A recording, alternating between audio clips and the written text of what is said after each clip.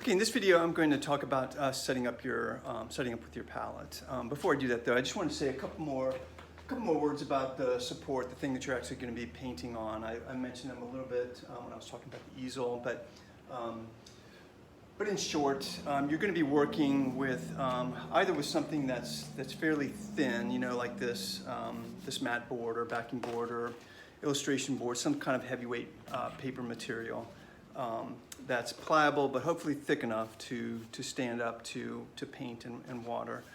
Or you're going to be working on something that's a little bit firmer, either a piece of wood that's been gessoed, or like if you've bought some canvases already. Sometimes you can get really good deals on these canvases, and it makes sense to buy them. Otherwise, just getting something really cheap like this mat board is fine. So when you're working with something like this flexible paper product, whatever it is, it's good to go ahead and tape it down onto another surface, this wood piece of masonite that I have, so that you give yourself a nice firm surface to work on. If you're just using a little piece like this for a small exercise, putting something like this on the easel is a little problematic. Like when you're painting on it, it's less stable, it's such a small shape. So even though it may hold up to the paint nicely, it's good to just go ahead and put it on a bigger surface, tape it down, make sure it's really secure and stable for you when you're painting. If you're working on a canvas, obviously you don't need this. This sits pretty nicely on the easel, and it's pretty firm, and so you don't have to worry about that. If you've already bought some canvases and they're larger canvases, we're going to be doing a lot of small exercises at the beginning. So what you can do with these larger canvases, you can divide them up, into halves or quarters or whatever, and put a lot of exercises on one canvas. So whether you've gotten these canvases or you have the small mat board or whatever, we can work with both of them. So for your palette, it's good to have, first of all, a palette that's got a certain size to it. You don't want to work on a really small palette. So this is my oil painting palette, but the same principles apply. So this is 16 by 20. So that's a really nice size palette to work on. I never try not to work on anything too much smaller than that. Just the more mixing space that you have, I think the better it is. It's fewer times that you have to go and clean the palette. So if you can get something around that size, it doesn't have to be exactly 16 by 20, but something in that neighborhood, it's great. If it's a little bit smaller, it's okay. You just don't want to work on a really tiny surface. If you also notice on here, I've not cleaned off the paint off the sides where I put down the actual colors to use, and it's not a huge deal. I don't mix in that area, so it's not taking up any mixing room.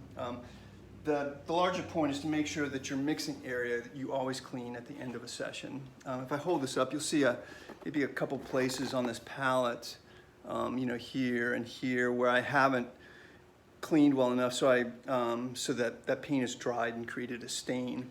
And if you do that a lot, if you're just really sloppy about cleaning your mixing area, then you're going to get a surface that's really varied in terms of its color and its value, and it's going to be harder to judge what you're mixing if it gets really, too busy visually in that mixing area. So really important to clean the surface of your palette. So this is a wood palette, which is fine. You can also use glass and plexiglass.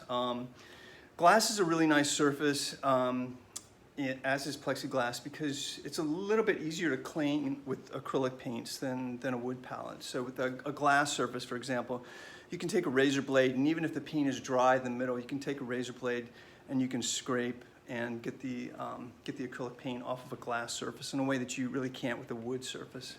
With the wood surface, you can use a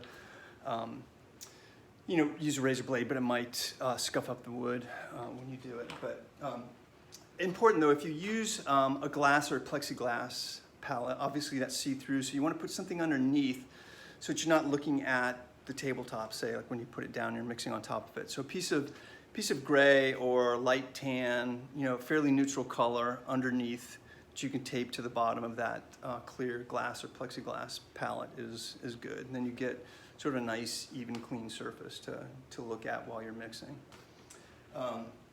Also notice how I've set up this palette relative to the thing that I'm going to be painting. I've put it in front, which for me is ideal. This is how I work. I work with the palette between me and the canvas.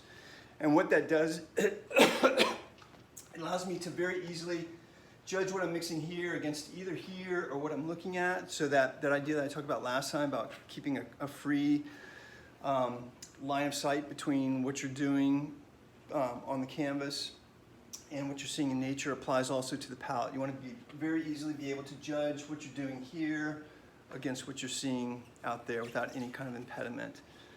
So sometimes I might have my easel turned a little bit relative to my palette.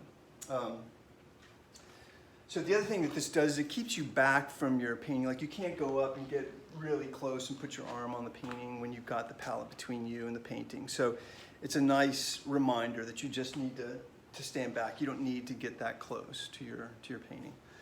Some of you may not be able to set up this way. It's okay. You can have all this stuff off to the side as well. But this is just, I just want to give you what I feel, for me anyway, is the optimum situation with this set in an easy mixing position between me and the canvas that I'm working on. All right, that's it.